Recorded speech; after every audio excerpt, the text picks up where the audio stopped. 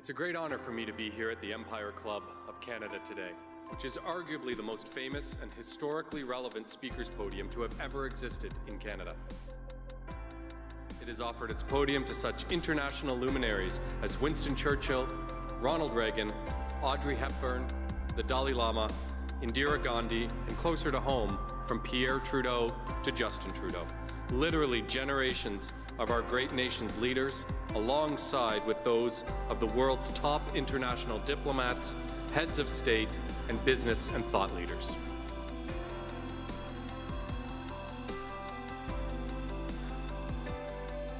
It is a real honor and a distinct privilege to be invited to speak to the Empire Club of Canada, which has been welcoming international diplomats, leaders in business and in science and in politics. When they stand at that podium, they speak not only to the entire country, but they can speak to the entire world.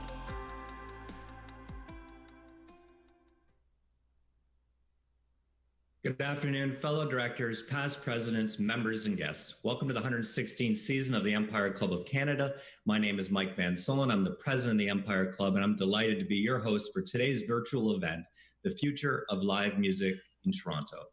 I now call this meeting to order. We couldn't do these events without our generous sponsors, so I would like to thank our event sponsor today, What the Fest. I'd also like to thank our event partner, VVC and livemeeting.ca, for webcasting today's event. And finally, I'd like to thank our media partner, the National Post. Toronto has a thriving nightlife. It's the one thing that we're all going to look forward to getting back to as soon as this pandemic is done, whenever that might be. But in the meantime, there's a difficult question about how to protect the places that make this scene possible, the concert halls and live performance venues that were already facing extinction because of high real estate prices before the pandemic hit. After a series of closures in recent years, the Toronto City Council stepped up last month to approve a new property tax relief of up to 50% for live music venues. And we're lucky to be joined today by the city's music sector development officer, who can tell us more about that. But today is about asking some tough questions. What's needed for these beloved local institutions to thrive, to survive and thrive? Our panel of experts is here to discuss that question and talk about the important role that live music has played in their careers. Ada Aydinian is the general manager for performing arts at the Royal Conservatory of Music. Her 25-year career spans North America and Europe and includes previous stints as vice president of the business for the arts and executive director of the Barthelemy's Conservatory of Music in Tulsa, Oklahoma.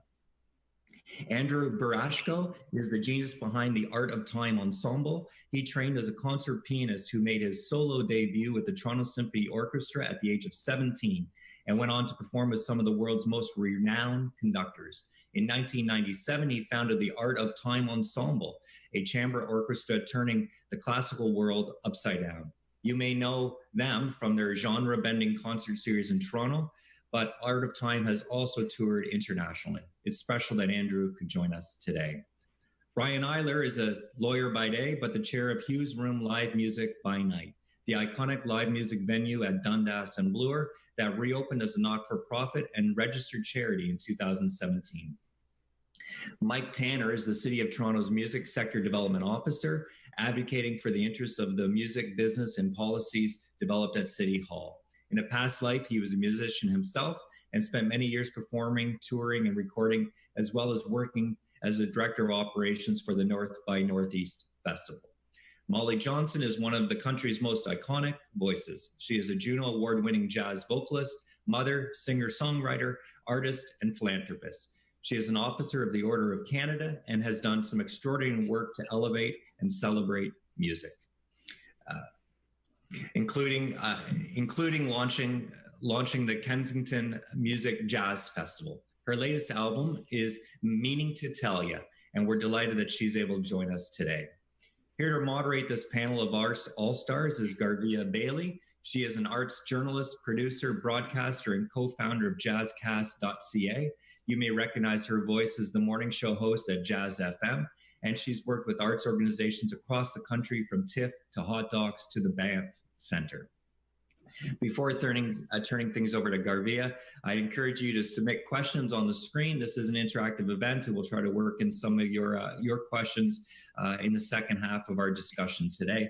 There should be a box below the picture where you're able to do that. We're really looking forward to today's discussion. We think it's important about the community here in Toronto, and one of the things we most enjoy in this city, live music. So with that, let me turn it over to Garvia. Thank you so much, Mike. I want to make sure that my audio is on. Yes, perfect. I want to thank the Empire Club for hosting this important discussion, and thank you to our panelists for being here this afternoon. If you've ever seen me out at a live show, you know that I'm the one in the audience who's always clapping along, who's always hooting, who's always hollering, who's always seat dancing. That would be me. I am a seat dancer. There is simply nothing quite like the thrill of taking in live music.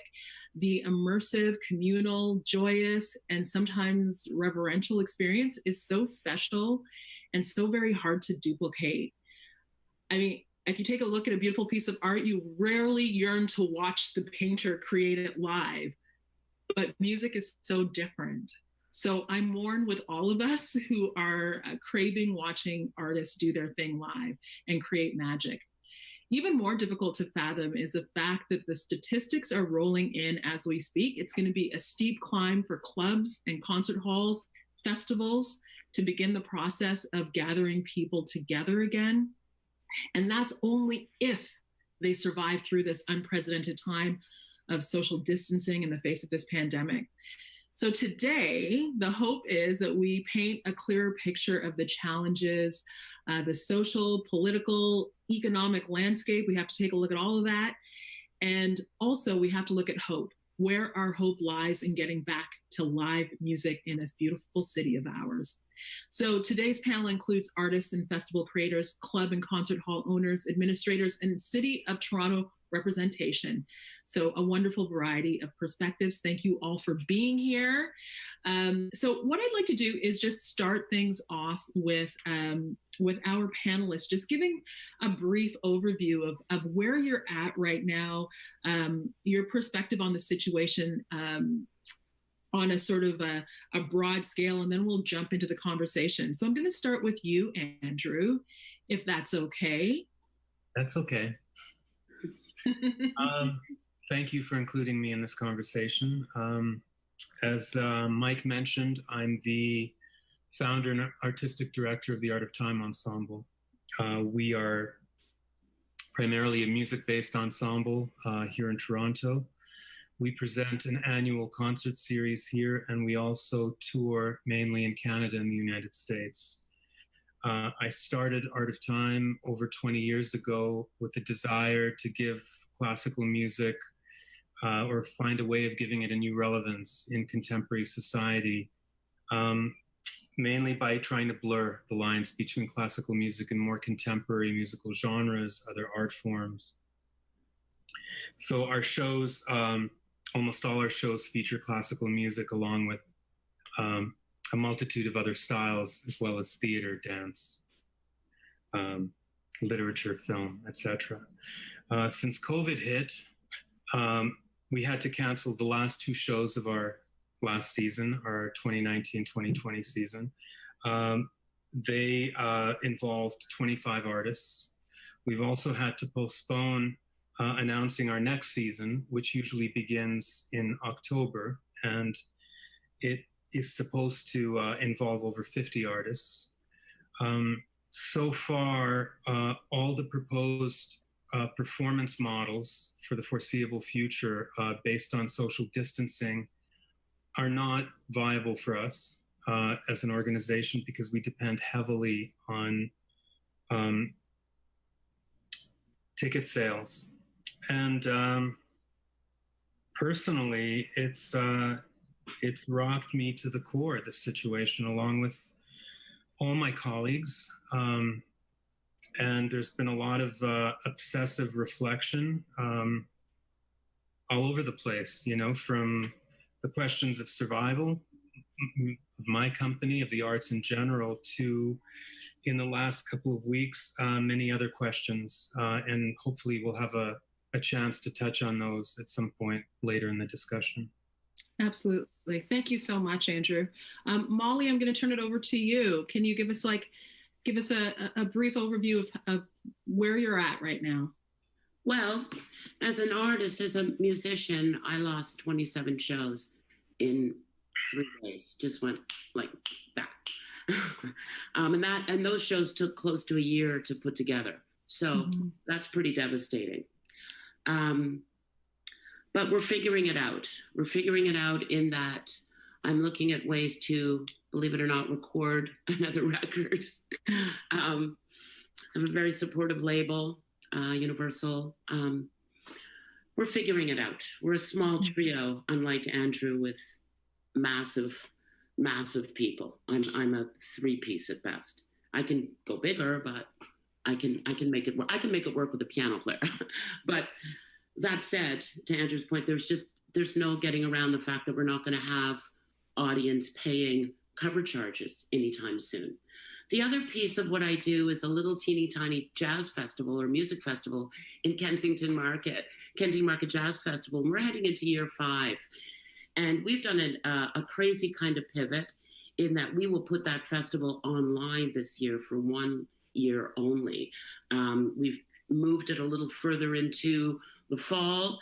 And this is the week that we will be reaching out to our artists to see if they can self-tape or whether we book them into one of the 2 clubs we will be using with no audience.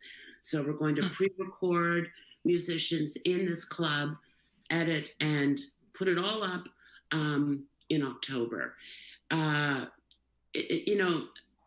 Andrew's point, it's all about, and to your point, Garvia, your beautiful introduction, thank you for that. It really is about audience with us. And I always say, first of all, I've got 8 bars to know who the hell's out there. That's what I do. I give myself 8 bars to figure out who's in the house, right? And you're only as good as your audience. The more informed your audience is, the better that show's going to be. And without audience, it just doesn't work. So our festival going online is a way for us to help our artists build audience going forward, to keep engaged with Kensington Market as a neighborhood, and not let it slip away with hopes of vaccines and other things coming into play. But I've lost a lot of shows. Yeah, I'm figuring out how to pay August rent. Yep. All of that. All of the above. Thank you so much, Molly. Yeah. The clubs and concert halls representing those venues. Ida, as the general manager of the Royal Conservatory of Music, what is happening for you all? I know that you just announced your big season, which is amazing. So what's happening? What's your perspective right now? Thank you, Garvia. Our entire ecosystem of live music has crumbled, and every single player in that ecosystem has been impacted in unprecedented ways. As every other aspect of our lives, as you said in your introductory remarks, is going through this trauma, including the cultural sector. We are going through this trauma of that initial shock and disbelief to now trying to make sense of what has happened, and now trying to cope and reset, rethink, and reframe. We are in uncharted territory, and we don't know what the future or tomorrow will look like. But while we are waiting, we are also trying to figure out what that safe reopening might look like, and what that will mean for our staff and for our artists and our audiences. each organization's decision on when to reopen or how to reopen or even to reopen or not will depend on very specific set of criteria, the size and layout of their venue, the profile of their audiences, the type of the performances they do. And frankly, the decision of one organization might not necessarily be suitable for others. So at Royal Conservatory of Music, we do have our own set of challenges and issues, but at the same time, because of the size of our venue and the nature of our performances, we mostly have soloists and small ensembles. We thought that we have fewer obstacles, and with that in mind, as you just mentioned, we decided to go ahead and announce our 2020-2021 season on June 9th. This is after extensive consultations with our fellow presenters and programmers in Canada and around the world, with event safety professionals, with international ticketing professionals, with our artists and our audiences. So our mantra now is cautiously optimistic. So we are cautiously and optimistically putting our recovery and reopening plan together, and we understand that the plan has to be any recovery protocol or plan has to be very, very fluid. And we also have to be very agile, which we are. There is an Armenian saying that the need is the best teacher. So we have to, and we are recently using this word like pivoting and adjusting and adapting. So I think that's what we will be doing. But we already know that there are certain things that we can think about changing, like reducing the capacity of the hall, which, as Andrew mentioned, or many venue-based organizations we hear is not an option for them, but we think that for us that we are entertaining that option. We know that we have to limit the number of people or performers on stage. We know that for a while we won't be able to welcome international artists, which will give us great opportunity to hire more local and Canadian artists. Some of the mitigation strategies that we are contemplating now is matinee and evening performances with reduced capacity hall, no intermission, no food and beverage, timed seating, sectional seating versus individual seats. We are thinking about, of course, like rigorous regimens of cleaning and disinfecting and sanitizing, some type of passive or active health screening. And we are also thinking about live streaming as everyone else, live recording. It's a lot. It's so much. Yes, and then in live streaming, we are also thinking about the hybrid option where we will have some audience, but also will be able to live stream. So that's great. That's great. We're going to dig a little bit more into some of those specifics of how the pivot is happening. But I do want to talk to Brian, who is a club chair of Hughes Room Live. And Brian sent me a really wonderful document actually yesterday. And I know this is a topic that you have been obviously immersed in and really thinking hard about what happens next for Hughes Room. Give me a brief kind of overview of what you want to get out of this today. Well, let me start by talking about Hughes Room Live a little bit. We're the not-for-profit successor of Hughes Room, which ran for 17 years out at Dundas West. And over the last 3 years, we've welcomed 61,000 patrons to our 615 concerts and paid over $1,212,000 to our artists. So for a 200-seat venue, we've generated a lot of income for artists, but we are a listening room. You're seated at a table and have a good meal if you choose, and give the artist on stage your full attention. Very much like Andrew's Art of Time, where the audience is wrapped by the musicians on stage.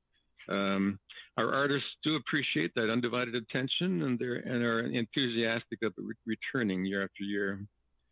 So there is a crisis of affordability in live music, just as there is in affordable housing. For the same reason, Rising prices for real estate mean many people cannot afford the home they need, and venues like ours can't afford the rents landlords want to charge. We, like almost every other live music venue, were hit hard by two factors, those rents and property taxes that increased over 2 years by 59%. Because we didn't own the venue, the demands for rent increases from the landlord were demands we couldn't afford to meet. So we've always known there's not a lot of money to be made in operating a small music venue like ours, and that was part of our decision to operate as a not-for-profit, as that's the reality anyway. To reopen, as after the COVID-19 threat dissipates, we know it will take us a long, long time to rebuild our audience. How long will it take for them to trust that being in a crowd won't lead to infection? While we rebuild, we'll have costs, salaries for our programmers, and our manager and venue expenses that ticket revenue won't come close to covering. The assistance promised by the federal government for venues like ours that have never received government support will be essential.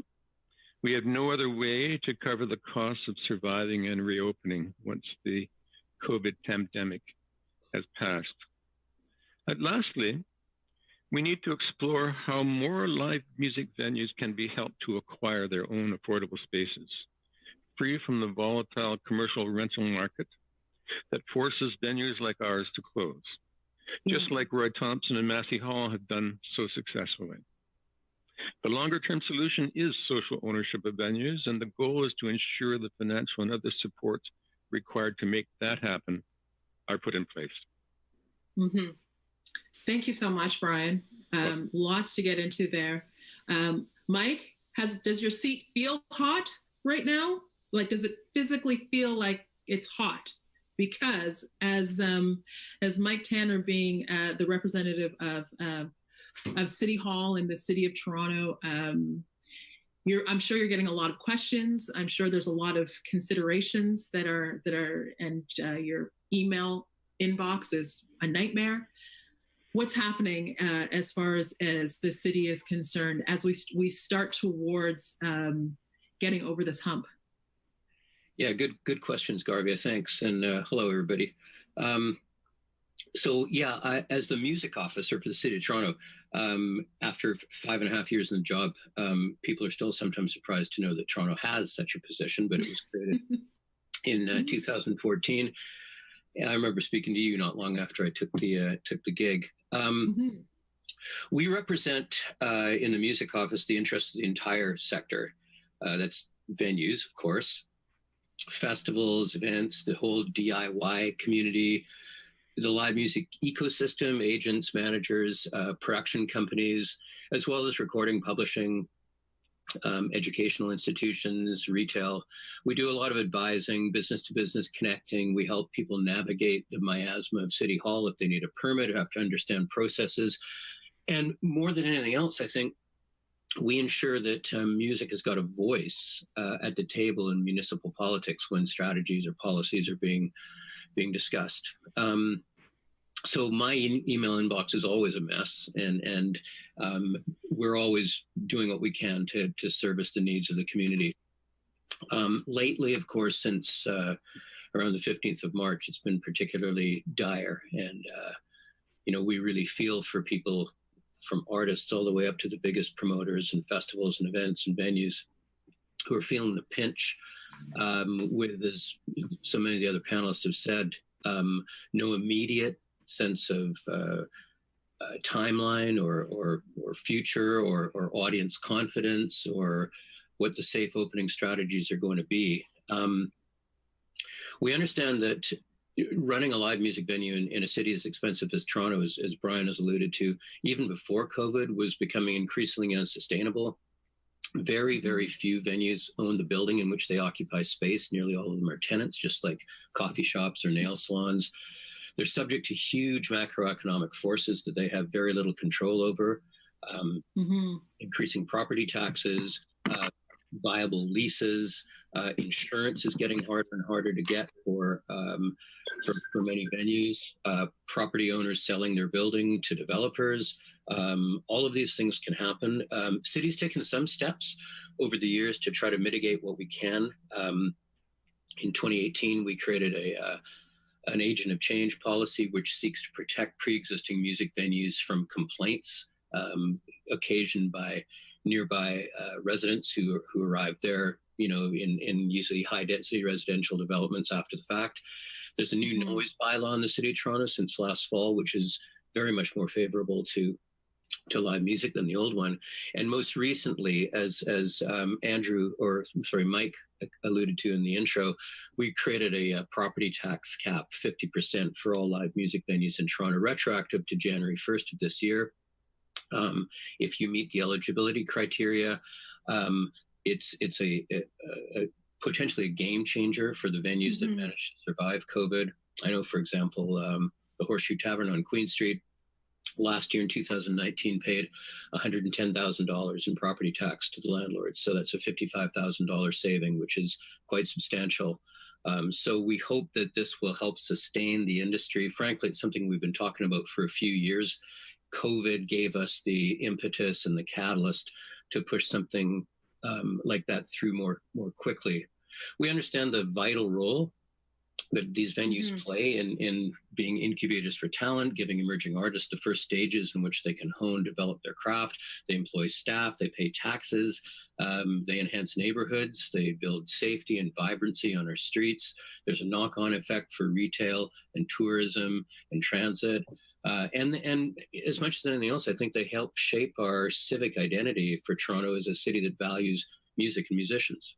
Absolutely. Absolutely. Thank you so much for that, Mike. We're going to get into that 50% tax freeze and what the ramifications are and what the other elements of the game plan for the city have, like what will happen going forward, because I think there were questions around Toronto's commitment to arts and specifically live music before the pandemic hit. I think there were some very serious questions as venues started to close, and I think the arts community really was asking that question. So this pandemic, in a way, has created. I think it was it Churchill that says, "Never let a good crisis go to waste." Yeah. So it's one of those situations. Molly and Andrew, I really want to go back to you as artists because there is a financial impact that happens precisely to the artists. Like when I think about the bigger questions that we're talking about right now, we do have to think about the fact that there are hundreds and hundreds and hundreds of artists in this beautiful city of ours who are struggling right now. And I wonder from you two, if you have seen anything that gives you, that if you have a sense of how artists are managing in this, how they're pivoting, and if there's anything in that we can take from as a larger model for going forward. Maybe I'll start. Can I start with you, Andrew, or should I start with Molly? Whichever one of you. Certainly. Well, in terms of performers, it's all over the place, Right. People who also produce or arrange, they're able to continue working. Some performers, or a lot of the performers with whom I work, are older. Some of them have started to collect their pension, so they're okay. So everyone is in a different situation. My situation, what's dire is our position as a presenting organ body. We hire these artists, we present concerts, we have an infrastructure that enables us to produce those concerts. And, we have full-time people working for the organization.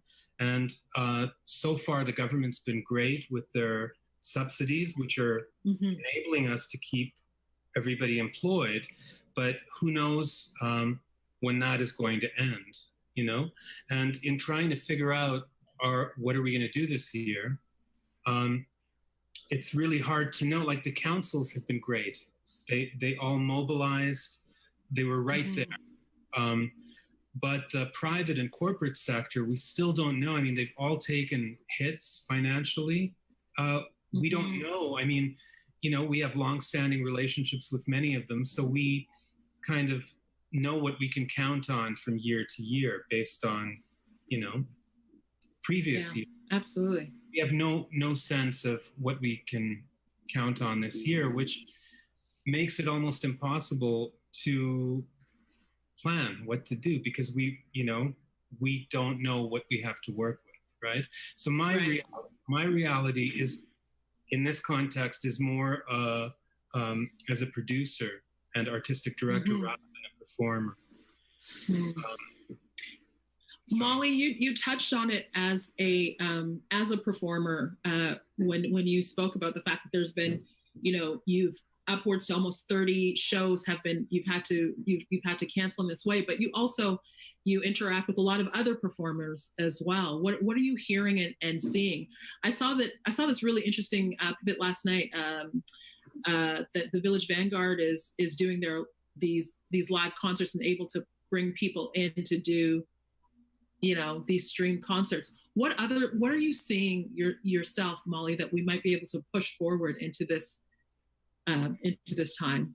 In terms of streaming live from clubs, this is a great question for Mike, because I'm sure that many club owners have been talking to Mike at City Hall about what would the protocol be for live streaming from a club in terms of how many people can be in the room, sanitation, that whole notion. So I feel that in the short term for smaller clubs, artists have spent an awful lot of time individually building up their audiences on their social media. I can name many. Lila Bialy comes right to mind. Mika Barnes. These are people that have actually put out records during this time. Mika Barnes is actually doing a virtual tour of Canada right now. I think he's in Halifax, though I happen to know he's sitting in his apartment playing the piano on Queen Street. So we're hosting one with him tomorrow. So that's, See, so there is a pivot. I certainly hear Andrew and classical artists that need more people on stage. But I really see, for the short term, live streaming from clubs. Our festival's mandate this year is to actually build as much audience as we can for the artists that we will be showcasing this year at Kensington Market Jazz Festival. The goal there is build audience so that when you leave our festival, you bring some audience with you. So we're working on helping to build artists' social media into a stronger position. But at the end of the day, to Hugh's Room and to others, Garvia, you set it off. You are the ultimate fan, and we so love you when you're in the audience, by the way. We so know you're there. I'm a little loud. Little loud. We need at least one of them little loud girls to get everything going. But it is, we are in the business of 50 to 2,000 people all taking a breath at once. Yeah, that's a beautiful way to put it. Yeah. It's really part of it. And it is actually. So all this Zooming and streaming and stuff, I think will work in the short term to keep our donors and our audiences engaged. But going forward, quite frankly, we need a vaccine. It's just jumping in for a sec. I have a question for Molly.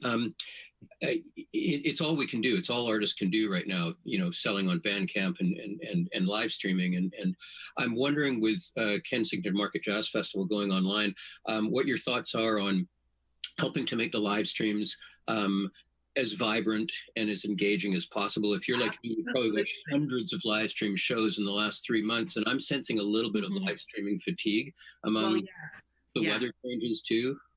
Yes, I think everyone's a little tired of people releasing things in their pajamas in the kitchen. I think that was cute for a minute, but I think we're all gonna die. I'm asking, well, I'm doing two things, Mike. I'm actually taking 2 clubs in the market, no audience. Oh, great. Right? And we'll be actually, I can put 3 people on stage, 2 duos and trios. That gets me, with 2 crew, that's 5 people in the room. So even though we're in October, I'm doing this way ahead of time, creating content ahead of time, being able to do the sound mixing and the editing ahead of time so that when we actually go out, it will be fantastic stuff.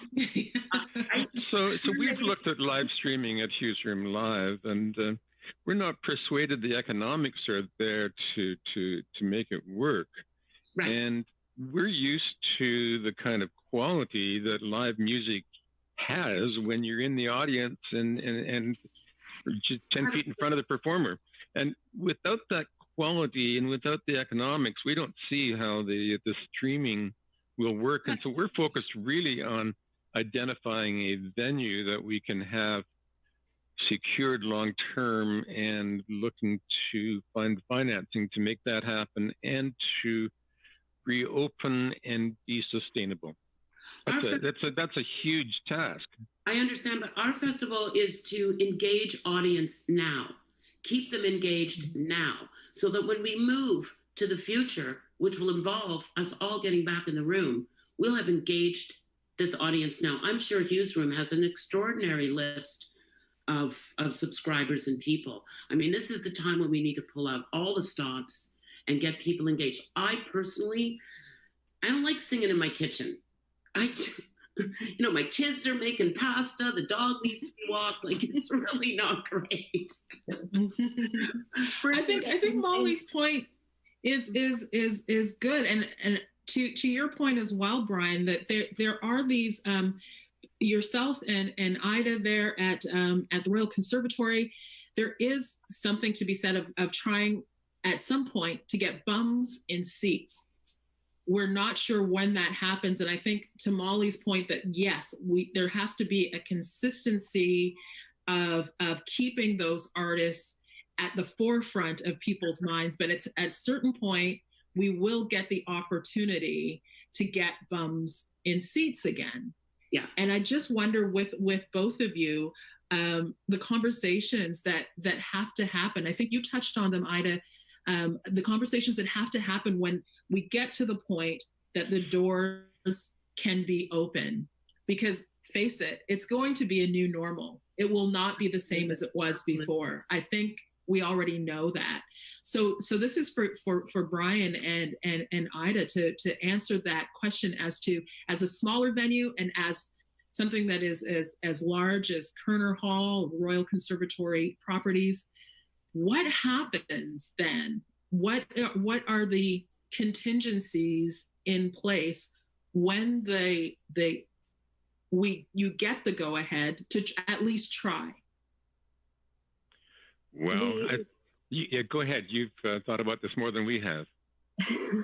We do. We are currently working on our reopening plan. We have a group. We put a group together, task group together, and we are consulting, of course, with local health authorities, and we have committees, subcommittees, and then the plan is, of course, as I mentioned earlier, is very fluid. But we are looking at the entire new way of how we will accept the audiences, what that journey will look like when they are, first of all, how we will invite them, and what set of social like contract there has to be, yes, in terms of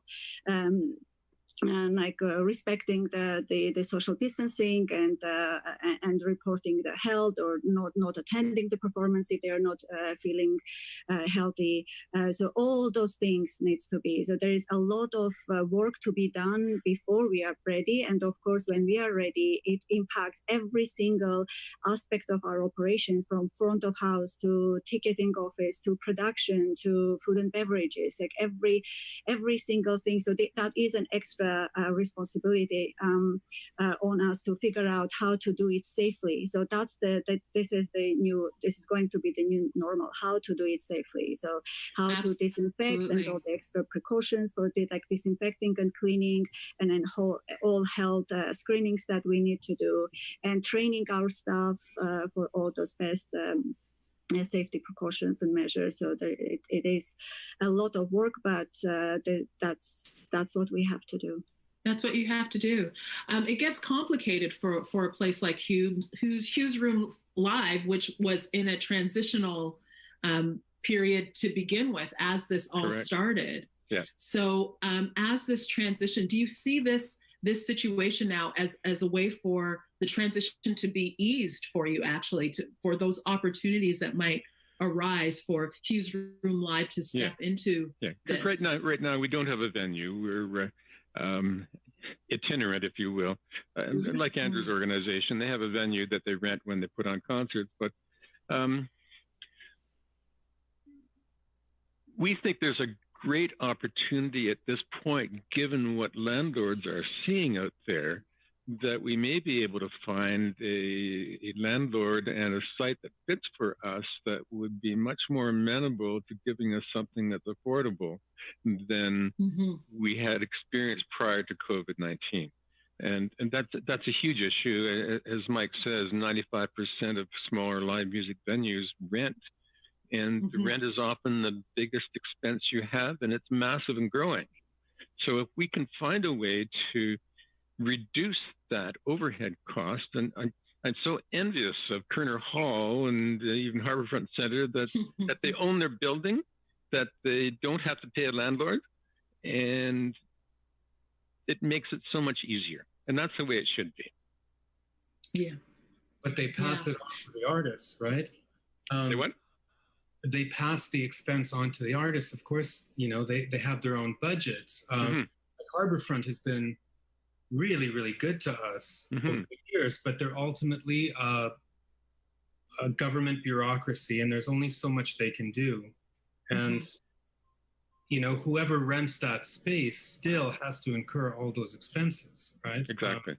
Yeah, and I want to mention also that whether or not you own the building in which you occupy space, property owners are subject to property tax assessments, which you know are filtered through MPAC, and because of the way property values are assessed in this city, those assessments go up and up and up and up, and sometimes property owners are just passing down proportionally to their tenants what they're getting in terms of their yearly assessment increase. So it's not a panacea to own your own building. You're still going to have spiraling costs that need to be mitigated in some ways. But I agree with Brian that at least it removes one layer that becomes, you know, something you have a bit more control over. Correct. For sure. And I would add another thing that will be really appreciated for venue-based organizations is more strategic and targeted funding. We are grateful for that 500 million portfolio, but it's yet to be seen if venue-based organizations that don't only support themselves, but also support like the ecosystem, like Royal Conservatory of Music. We host so many community partners and sister organizations, and we do have 300 concerts a year. We've been so far very, very flexible with our community partners in terms of deposits and the costs and everything. So we try to absorb that, understanding that these are small to mid-sized organizations. But in our entire budget, if you look, only less than 5% is coming from all three levels of government. So that's another thing to consider, that if there will be specific approach for live music venues, like venue-based organizations, and there will be also funding opportunities there for us. And that does bring into the conversation the idea of, I mean, we have Mike here speaking for the City of Toronto, but we have a provincial government, we have a federal government. Just the idea of convincing these governments that the health of our society is a part of it depends on the health of our arts organizations and putting arts and culture out into the world. So I wonder about those conversations that you mentioned Harbourfront, Andrew, that they are an organization that is very much a part of the government ecosystem there. So, Mike, are there conversations that are happening with the provincial and federal government around how this rebuilding can happen with their help? Yes, absolutely. And to the point you made earlier about never wasting a good crisis, the COVID situation has made those conversations much more frequent and much more urgent, I would say. We have something at the City of Toronto now called Toronto Office of Rebuild and Recovery, and the acronym is TOR, and that's a group of very senior civil servants working very closely with the mayor and council and our city manager, and TOR is looking all the way from the grassroots up to the highest levels on what needs to be done to help businesses and individuals and our culture through this very challenging period, and also not return to the status quo. We all recognize that for many, be they small businesses, live music venues, but also huge swaths of our population, equity-seeking groups, people who have always been on the outside or marginalized in many ways, and we all know so many of these people in these groups, and maybe part of them ourselves. Returning to what was in place up until March 15th isn't good enough, and this is an opportunity to reset the game and to try to create a more equitable, accessible future, and nowhere is that more important than in the arts. So those conversations are happening every day, several times a day. The City of Toronto sometimes has limited levers it can pull in terms of affecting the way things happen on the ground for individuals and for businesses, but we have strong advocacy with the provincial and the federal government, as you're saying, and that is ongoing all the time. There's a model sorry, can I go? Go ahead, Brian. Okay. Mm-hmm. There's a model out there that's had demonstrated success, and that's Artscape. It has 15 locations around Toronto. It's focused on providing facilities, live workspace for visual artists, but it was incubated by the Toronto Arts Council and received a lot of kind of emotional support and some financial support, and it was the designated organization when the city found a property that it would like to have some visual artist component to it. And there's no reason why we can't do the same thing in live music. With the support of the city to start building up an infrastructure of a not-for-profit umbrella organization that acquires and raises money to acquire venues. Artscape has done it so successfully, we can do it too. I wouldn't disagree with that. The only thing I would say about the Artscape model, which is tremendously successful, is that it hasn't really had a lot of interaction or traction with the putatively for-profit music community, Brian. Yep, so it's very well connected and serves the not-for-profits. But if you're talking about commercial, for-profit live music venues, there's not really a lot of connection with Artscape. This whole conversation, it requires some real out-of-the-box thinking in ways that we can, that this can be viable. And this is a great question that came in just now from Gail Lord. She asked about the City of Toronto sponsoring concerts in parks and closed streets with physical distancing. We all saw the pictures of, the hundreds of people that crammed into Trinity Bellwoods Park. But now we know that, social distancing, we can do things to make that happen. So is the city really thinking about that out of the, teaming up with an organization like the Kensington Market Jazz Festival or with Kerner Hall, the Royal Conservatory, and saying, we're going to have this huge outdoor space where you can have this concert, because we know that pandemic-wise, being outdoors is just a little bit more, palatable for people. Are those kind of conversations happening, Mike? Yeah, absolutely, Garvia, and thanks for the question, Gail. It's something we're getting flooded with, frankly. Everything from, the drive-in movie and drive-in concert model that people are floating, to bike-in, to socially distanced in a park, to closing off streets, to including live music in food festivals. We're hearing lots of requests about that. Unfortunately, right now, Toronto is still in stage 1 of the province's 3-stage opening. And from what we're hearing at this point, that type of activity may not be included in stage 2 when we get to that, which we hope, our fingers crossed, will be before the end of this month. It feels like those things, from what we're hearing from our public health colleagues, maybe more of a stage 3 idea, which then begs the question: how much good weather do we have left this year for outdoor events?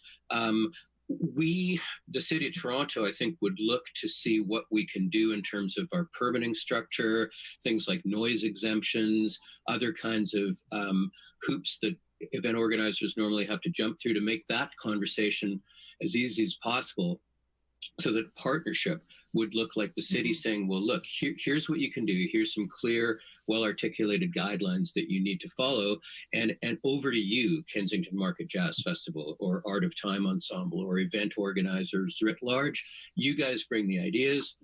You bring the artist, you do the promotion. We, the City of Toronto, will lay the groundwork for you. And now those are the conversations we'll be having and hoping to get as much clarity and go ahead from public health. But as in all this, as we all know, across Canada, really, everybody's response has been guided firmly by the doctors, the public health experts, and will continue to be.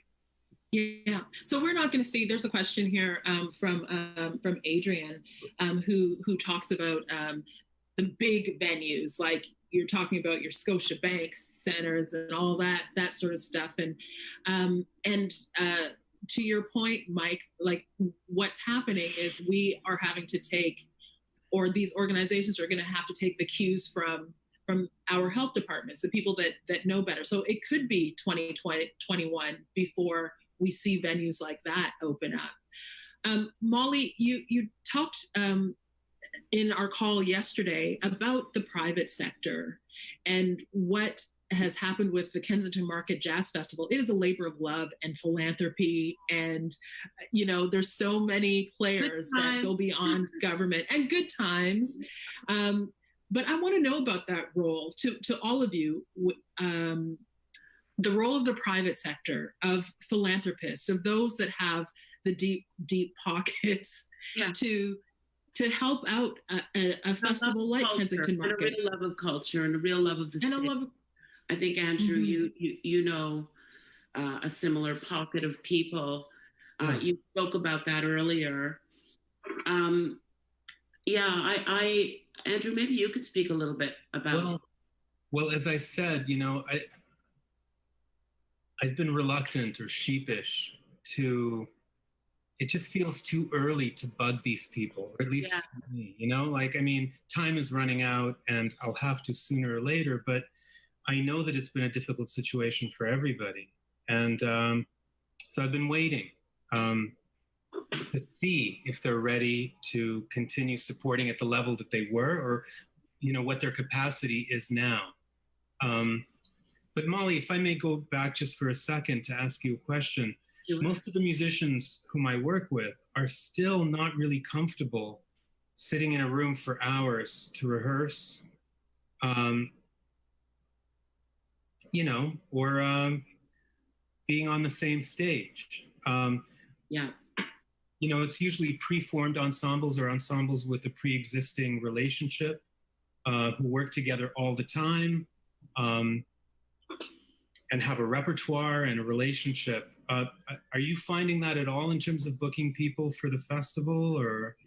Not as of yet, because we are talking to groups that have in the past worked together for years.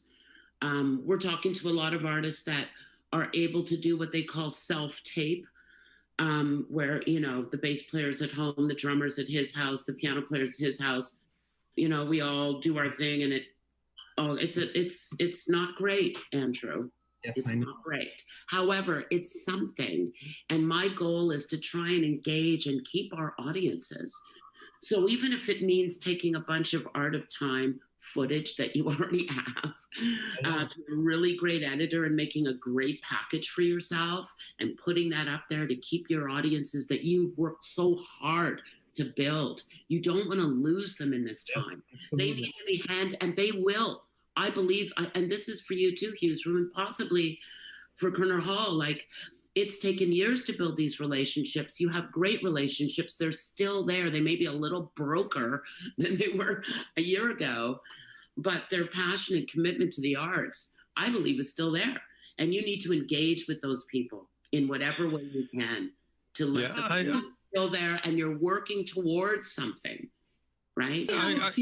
Model. This is a temporary stopgap that we're doing as we move forward to the new normalcy.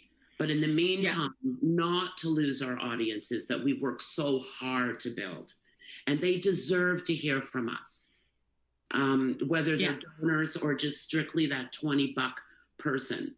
All those people are missing us as much as we're missing them. Yes, right? absolutely. We can't lose sight of that.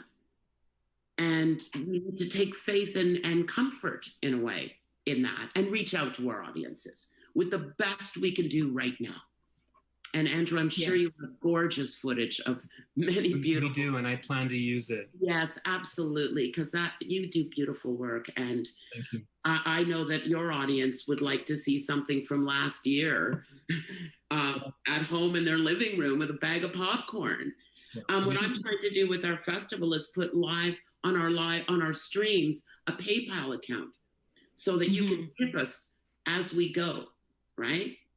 And it goes right to the artist. So there's ways to talk about funding that might be different. The city launched a platform called, or helped launch a platform called distantly.ca, which is a crowdsourced way in which individuals can support through a web platform businesses of their choice. And if you go to distantly.ca, you'll see a lot of things like yoga studios and ice cream shops, but there are some cultural businesses listed there as well. There's a little music venue in Kensington Market and a few others. And I see things like this probably growing. There's a very successful UK model called saveourvenues.com, which is a crowdsourced funding for live music venues. People can go and donate and support the venue, that's nearest and dearest to their heart. There's been some really wonderful. Sorry, Brian. Can I just say something quickly? Yes. Okay. One of the huge assets that Hughes Room has are recordings made from the soundboard going back 20 years. And we're looking to delve into that archive and make them available to our audience as a way of keeping in touch and maybe generating a bit of money. So a lot of those things would sound great on wax. Absolutely. That's great. There's been some really wonderful questions that have come through and that we won't be able to have time to get to because we're 3 minutes away from shutting this thing down, as I see Mike and Antoinette here. But I want to thank Chris Churchill and Derek Andrews and all those folks. And most of you are all on Twitter, so perhaps we can put some of these questions up on the Twitter feed and see if we can get some answers, because they're great questions. And I apologize for not having the time for them. But I want to thank you all for this conversation. And I think, Mike, I have to turn it over to Antoinette now. Is that right? I'm just gonna say a couple words. Thanks, Garvia, for this, and I want to allow Antoinette a chance to offer proper appreciation. But in passing it over to her, I also want to acknowledge that I'm coming towards the end of my presidency of the Empire Club. It's been a thrill to do this for a year, and it is equally a thrill to hand over the reins of the Empire Club to Antoinette Tamillo, who's a talented, smart, dynamic, wonderful leader who I know is going to take this club into new heights at a time where we are struggling and learning as well. Like as you've discussed today about live music, we typically do live events, and normally this would be in a hotel in Toronto, and we would all gather and have conversations. We like to hold conversations that matter to people, and now we're doing this new form. And Antoinette is going to be a wonderful addition to the club as president, who's going to help us figure out as well, what does the Empire Club look like after 116 years thrown into the new world that we are. So with that, I'm happy to turn it over to Antoinette to offer proper appreciation to our panelists. Thank you, Mike. It truly is a great honor for me as my first official duty to be thanking this live music panel. And Mike, thank you. Big shoes to fill there, but I'm going to do my best to do the right thing for the club. Thank you, Ada, Andrew, Brian, Molly, Mike, and Garvia for joining us today. Thank you for sharing your trials and tribulations through the pandemic and the impact it's having on you, the artists, and the venues. Thank you for all that you're doing to keep music alive for us. We really need music to get through this, guys. So yes, you do. Yes, you do. We really do. And Garvia, I'm right there with you. And my audience, Andrew's witnessed it, will be there competing with you, right, Andrew? Yes. Anyways, I just keep doing what you're doing. The webcasts are important. I know we're getting fatigued, but we need to stay connected. And I just can't wait to get to a live event soon. Mike, make it happen, please. Thank you. No pressure, Mike. No pressure. Never. You're in your lab every night trying to make that vaccine work in your garage. Wonderful. Well, thanks, everybody. Thanks to our audience for tuning in. We may be able to bring you one or two more events yet before the end of this month, so watch on our website. Thanks to all. This meeting is adjourned.